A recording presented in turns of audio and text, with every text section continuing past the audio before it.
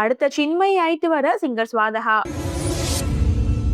ஆமாங்க. சிங்கர் சின்மயி ஒரு பிரபல மியூசிக் டைரக்டர் மேல வச்ச அலிகேஷன் பத்தி நம்ம எல்லாருக்குமே தெரியும். ஆனா இப்ப பிக் பாஸ் ஃபேமான மாயா கிருஷ்ணனோட அக்காவான ஸ்வாதகா கிருஷ்ணன் குடுத்திருக்கிற ஒரு ரீசன்ட் இன்டர்வியூ தான் சோஷியல் மீடியால இப்ப பேசும் பொருளா இருக்குது அப்படின்னே சொல்லலாம். ஸ்வாதகா ஒரு நல்ல சிங்கரா வலம் வந்துட்டு இருக்கிறவங்க.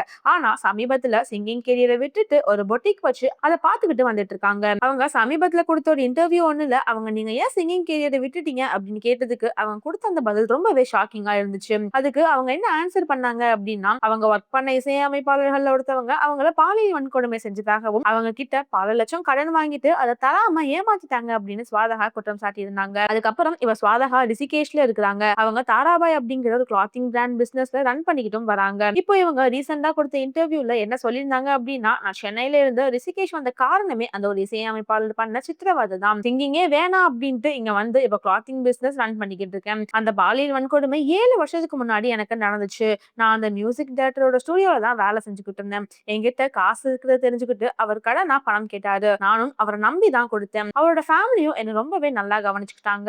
இன்ஃபேக்ட் சொல்லணும்னா நான் அவங்களோட ஃபேமிலி ஃப்ரெண்ட் மாதிரி ஆகிட்டேன். ஆனா அவர் கொஞ்சம் கொஞ்சமா எனக்கு அவர் மேல இருக்கிற நம்பிக்கையை பயன்படுத்தி நிறைய பணமும் வாங்கிட்டு இருந்தாரு. நானுமே யோசிக்காம கொடுத்துட்டே தான் இருந்தேன். அதுக்கப்புறம் ஆபீஸ்ல ஒரு நாள் அவர் என்கிட்ட தப்பா நடந்துக்க பார்த்தாரு. நான் எவ்வளவோ முயற்சி பண்ணியும் என்னால அவரை தடுக்கவே முடியல. அதை யோசிச்சாலே எனக்கு உடம்பெல்லாம் நடுங்குது. அவர் இதெல்லாமே பண்ணிக்கிட்டு அதை வெளியே சொல்லக்கூடாது அப்படின்ட்டு என்ன மிரட்டினாரு. அப்படி சொன்னா நான் எல்லாத்தையுமே சிசிடிவில ரெக்கார்ட் பண்ணி வச்சிருக்கிறேன். என்னோட ஃப்ரெண்ட்ஸ் கிட்ட எல்லாருக்கிட்டையும் நான் இதை காட்டிடுவேன் அப்படின்னு பிளாக்மெயில் பண்ணாரு. ஆனா இதெல்லாம் பண்ணா நீங்க தான் மாட்டுவீங்க அப்படின்னு சொல்லிட்டு வந்துட்டேன். ஆனா இதெல்லாம் நடந்ததுக்கு அப்புறம் ஒண்ணுமே நடக்காத மாதிரி அவர் இருந்தாரு. எங்க நான் கொடுத்த காசை திருப்பி கேட்டுருவேனோ அப்படின்னு சொல்லி நான் ஸ்டுடியோல இருந்து சவுண்ட் கார்டு எடுத்துட்டேன் அப்படின்னு சொல்லி என் மேல திருட்டு பழியும் போட்டாரு. அந்த மியூசிக் டைரக்டரோட ஒய்ஃப் கிட்ட இதை பத்தி பேசினாலும் அவங்க நான் தான் போய் சொல்றேன் அப்படின்னு நினைச்சுக்கிறாங்க. அவர் மனைவியும் அவரால் பெனிஃபிட் வருது அப்படின்ட்டு அவருக்கு உடந்தையா இருக்காங்களோ அப்படின்ட்டு எனக்கு தோணுது.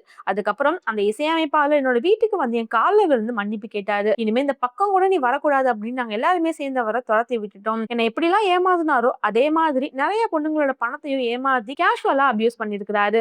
நிறைய பேர் இந்த மாதிரி பண்ணி ரெக்கார்டும் பண்ணி வச்சிருக்கிறாரு. நிறைய சீக்ரெட் கேமராவும் அவர் ஸ்டுடியோல வச்சிருக்கிறாரு. மேலும் அந்த இசையமைப்பாளர் சின்ன வயசு பொண்ணுங்கள் எல்லாம் பாடும்போது அதை சிசிடிவி கேமரால ரெக்கார்ட் பண்ணி அதை வச்சு பார்த்துட்டு இருப்பாரு. இப்படி நிறைய அசிங்கங்களை அவர் பண்ணிருக்கிறாரு. அதை நானே நேர்ல பார்த்திருக்கிறேன். இப்போதான் இந்த எப்ஸ்டீன் ஃபைல்ஸ் எல்லாம் வெளியே வந்திருக்குது. ஆனா நீங்க பார்க்காத எப்ஸ்டீன் ஃபைல்ஸை நான் கூடிய சீக்கிரம் காட்டுவேன். அந்த மியூசிக் டைரக்டர் யாருன்னு இப்ப நான் கண்டிப்பா சொல்ல மாட்டேன். ஆனா எல்லா எவிடன்ஸும் கலெக்ட் பண்ணிட்டு கண்டிப்பா அவர் முகத்தெரிய நான் கிழிப்பேன் அப்படின்னு சொல்லியிருந்தாங்க. அதை தொடர்ந்து அவங்க ஸ்டோரியிலையும் அந்த இன்சிடென்ட் நடந்தப்போ அவங்க போட்டு அந்த ட்விட்டை ஷேர் பண்ணி அந்த ட்வீட் போட்ட டேட்டை ஹைலைட் பண்ணியும் காட்டியிருந்தாங்க. அதுக்கப்புறம் எப்படி அதுல இருந்து நீங்க வெளியே வந்தீங்க அப்படின்னு கேட்டதுக்கு நான் ரொம்பவே கஷ்டப்பட்டு தான் அதுல இருந்து வெளியே வந்தேன். நான் ரொம்ப ஸ்ட்ரகிள் பண்ணி பில்ட் பண்ண கெரியர் இது. ஆனா அந்த கெரியரை வச்சு என்ன பிளாக்மெயில் பண்றப்போ என்னால எதுவுமே பண்ண முடியல. அதனால என் கெரியரே விட்டுட்டு நான் வெளியே வந்துட்டேன். அதுக்கப்புறம் ரொம்பவே கஷ்டப்பட்டேன். அப்போலாம் என்னோட சிஸ்டர் மாயா, என்னோட அம்மா அப்பா எல்லாருமே எனக்கு ரொம்பவே சப்போர்ட்டா இருந்தாங்க அப்படின்னு சொல்லியிருந்தாங்க. இப்போ இவங்களோட இந்த இன்டர்வியூ வைரல் ஆனனால அந்த மியூசிக் டைரக்டர் யாரு அப்படின்னு ஒரு குழப்பத்துல தான் சோஷியல் மீடியா போய்கிட்டு இருக்குது. சோ இதை பத்தி நீங்க என்ன நினைக்கிறீங்க அப்படின்ட்டு கமெண்ட் செக்ஷன்ல சொல்லுங்க. மேலும் அடுத்த ஒரு அப்டேட்ல சந்திக்கலாம். அது வரைக்கும் பாய்.